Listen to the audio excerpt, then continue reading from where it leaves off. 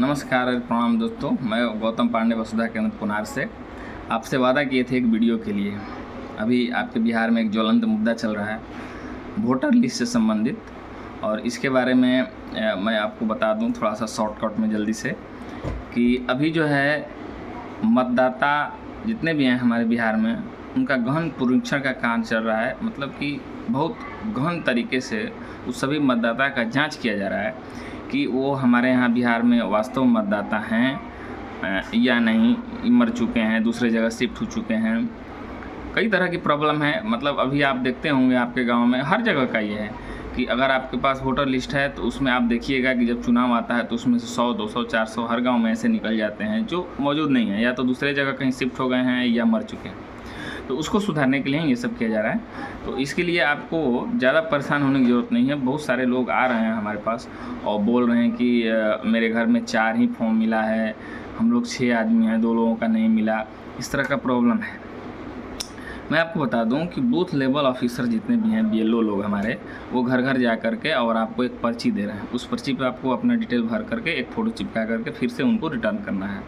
अब इसमें हो क्या रहा है कि बहुत सारे लोगों का ये शिकायत है कि हम घर में 6 हैं तो हमको 4 ही मिला, हमको 5 ही मिला, 1 का नहीं मिला, 2 का नहीं मिला।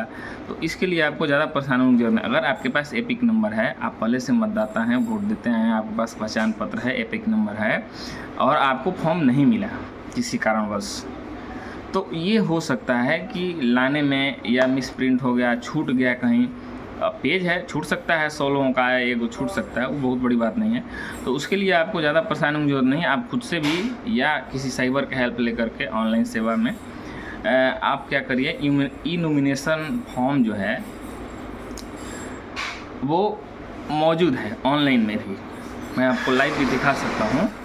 उसके लिए जो है कि आपको आप देख लीजिएगा, मैं आपको लाइव भी दिखा सकता हूँ।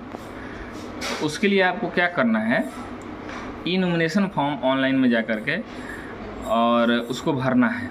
उसको भरने के लिए क्या करना है, आपको जैसे ही आप नेशनल वोटर सर्विस पोर्टल पे जाएंगे, राष्ट्रीय निर्वाचन आयोग का ये वेबसाइट है, राष्ट्रीय मतदाता सेवा पोर्टल, उस पर आप जब जाएंगे तो उसमें आपको अपना मोबाइल नंबर डाल करके और एक लॉगिन कर लेना है। मोबाइल नंबर जैसे ही आप डालेंगे आपके मोबाइल पे एक OTP आएगा और उसके हिसाब से आप लॉगिन हो जाइएगा। जैसे ही आप लॉगिन होइएगा तो आपको सबसे ऊपर में ही रेड कलर में ई नॉमिनेशन फॉर्म का ऑप्शन मिल जाएगा।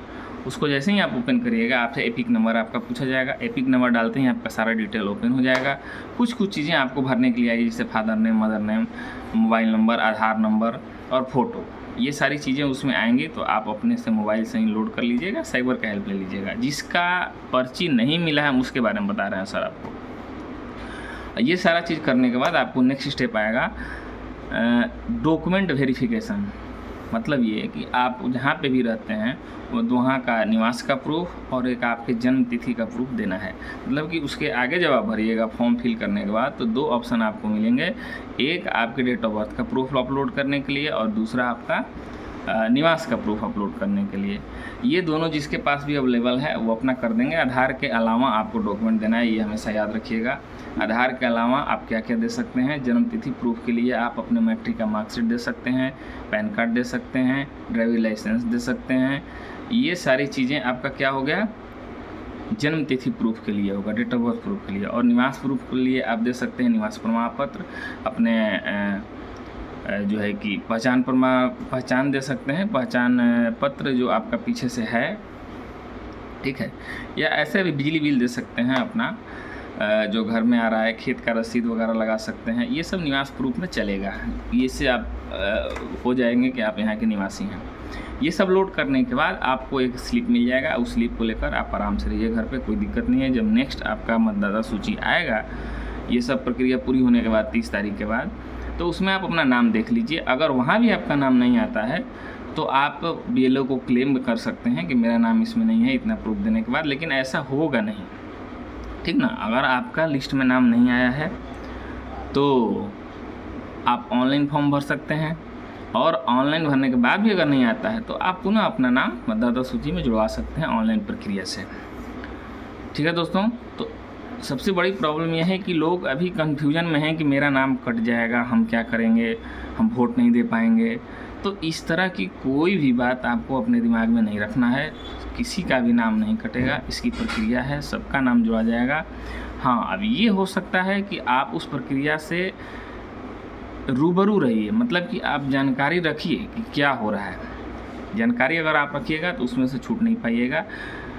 BLO लोग से संपर्क में रहिए, BLO से अपना हमेशा फॉर्म के बारे में पूछते रहिए, मेरा फॉर्म है नहीं है, और BLO लोग आपको पूरा सपोर्ट करेंगे, इसमें कहीं कोई दिक्कत नहीं है। निर्वाचन आयोग एक स्वतंत्र संस्था है, इससे किसी को कोई मतलब नहीं है, और ये एक प्रक्रिया है, हमेशा होते रहता है, कोई नई चीज़ नहीं हो रही है।